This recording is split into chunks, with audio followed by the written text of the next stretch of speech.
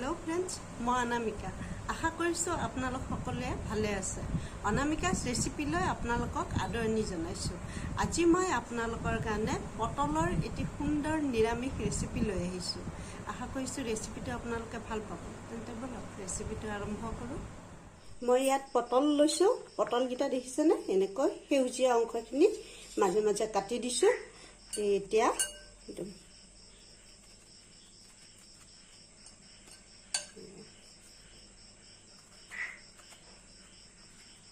এনেকৈ ফালি দিম গোটেইগিটা পটল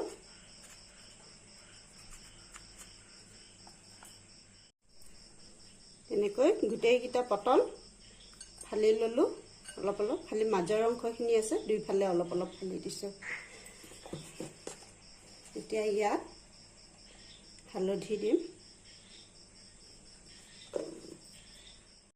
নিমখ ভালকৈ মিক্স কৰি লম গেছত পেন এখন উঠাই দিছো এতিয়া ইয়াত তেল দিম সৰিয়হৰ তেল দিছো আপুনি ইচ্ছা কৰিলে ৰিফাইনো দিব পাৰিব তেলখিনি গৰম হ'বলৈ দিম তেলখিনি গৰম হৈছে এতিয়া ইয়াত নিমখ হালধি সানি লোৱা পটলকিটা দি দিম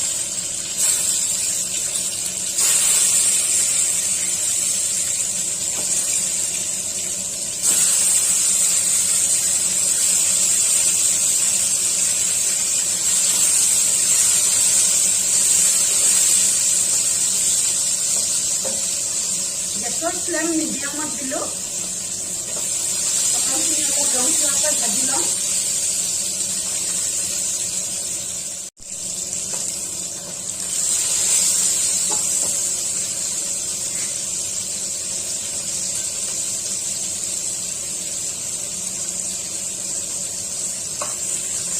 পটলকিটা ৰং হোৱাকৈ ভাজি ললো লগতে অলপ কোমল হৈ গ'ল ভজাৰ লগে লগে পটলকিটা এতিয়া পটলকিটা তেলৰ পৰা তুলি লম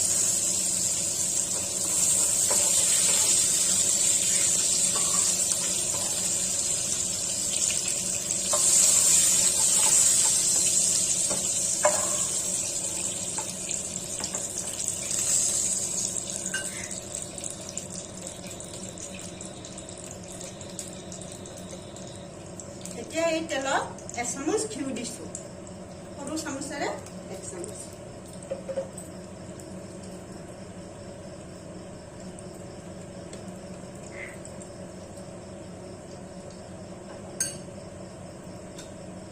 এতিয়া ইয়াত চাওক আদা বটা দুখিলা তেজপাত গোটা জিৰা আৰু এটো কলা বা ৰঙা সৰিয়হ আৰু দুটা শুকান জলকীয়া লৈছো এইখিনি দি দিম প্ৰথমে গোটা জিৰাখিনি দিম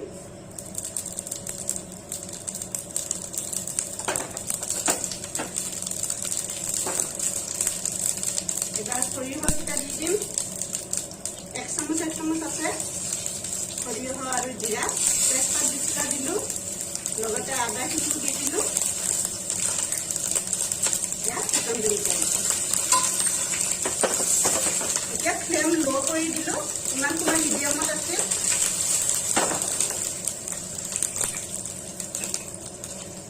অকণমান পানী দিম যাতে এইটো দেৱাই নাযায়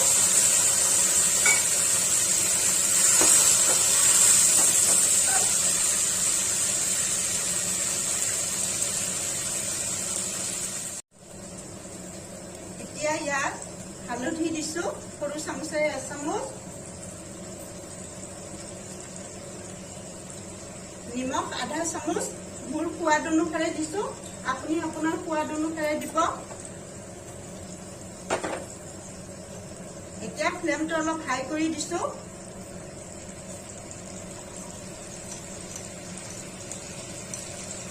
এয়া শুকান জলকীয়াৰ গুড়ি আধা চামুচতকৈ কম দিছো জ্বলা আপোনাৰ সোৱাদ অনুসাৰে দিব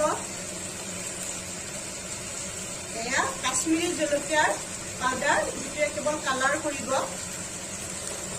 জ্বলা নকৰে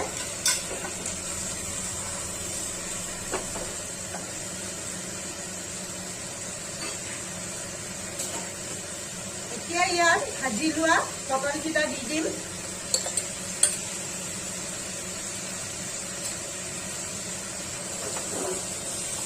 একেবাৰে নিৰামিষ ৰেচিপি হয়, খাবলৈও খুব সোৱাদ লাগে।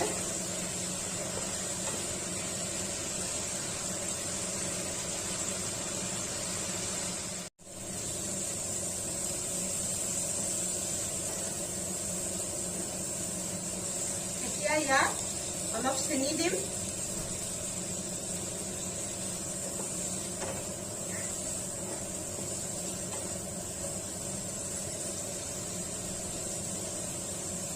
এতিয়া ইয়াত গাখীৰ দিম।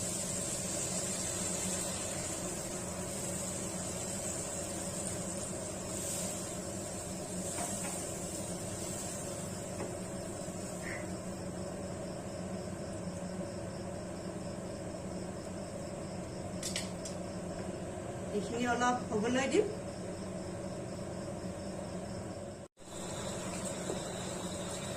এতিয়া এইখিনি ফ্লেমটো ল' কৰি গেছৰ ফ্লেম ল' দিলোঁ। এইখিনি অলপ হ'বলৈ দিম, ধৰক 2 মিনিটমান সময়, যাতে পটলকেইটা ভালকৈ সিজে। গাখীৰ দিছোঁ যিহেতু মই ঢাকনিখন দিয়া নাই, উতলি পৰাৰ সম্ভাৱনা থাকে।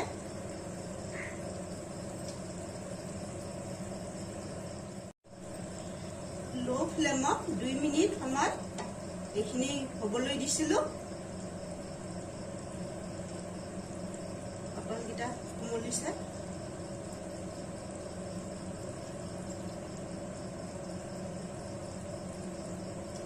এতিয়া ফ্লেমটো হাই কৰি দিলোঁ।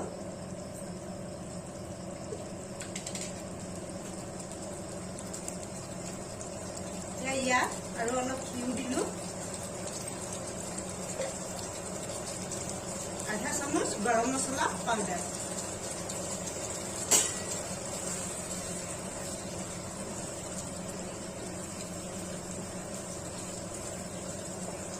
আচলতে এই ৰেচিপিটোৰ কি নাম দিম তাকেই ভাবি পোৱা নাই, কিন্তু যে ইমান টেষ্ট হয়, ইমান সহজ।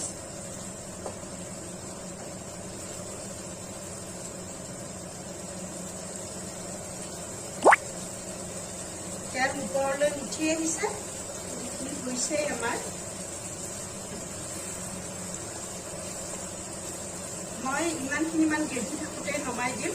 আপুনি যদি অলপ শুকুৱাব বিচাৰে, ডাঠ কৰিব বিচাৰে গ্ৰেভিটো, তেতিয়াহ'লে আৰু অলপ সময় গেছত থৈ দিব। আৰু পনীয়া যদি কৰিব বিচাৰে তেতিয়াহ'লে অলপ পানী দি দিব। গাখীৰ আৰু এই মুহূৰ্তত দিব নালাগে, অকণমান পানী দি পনীয়া কৰি দিব। মই গেছ অফ কৰি দিলোঁ। এতিয়া এইখিনি পৰিৱেশন কৰি দিম। মই পটলখিনি পৰিৱেশন কৰি দি আছোঁ। ইমান যে খাবলৈ ভাল হয় নহয়, আৰু খুব সহজ। কেতিয়াবা তিথিবোৰত আমি এনেকুৱা ধৰণৰ পটলেৰে এখন কিবা বনাবই পাৰোঁ, ব্যঞ্জন এখন। গাখীৰ পটল বুলিও নামটো দিব পাৰি, নহয় জানো?